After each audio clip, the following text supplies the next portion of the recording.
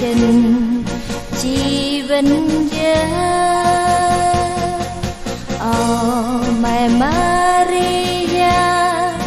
មានមេត្តាចិនស្លូនបងសូមម៉ែជួយអង្វរ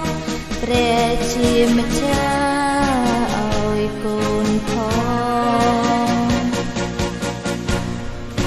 សូមថ្វាយម៉ែអង្គពីចិនគុំនិនកោអង្គតេតកាបញ្ចបនអនាគត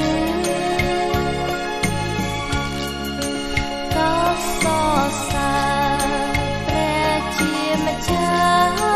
អូពីចិនដោយមានម៉ែជាគំរូរបស់យើងហ៊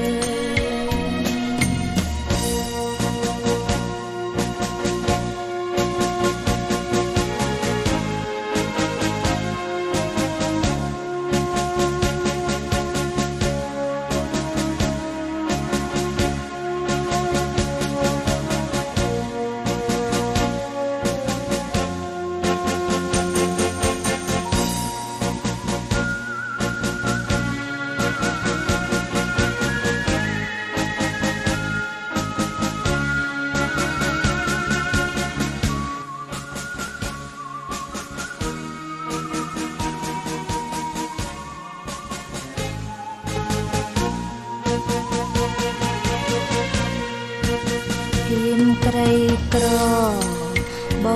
រិសុទ្ធស្ដាំបងក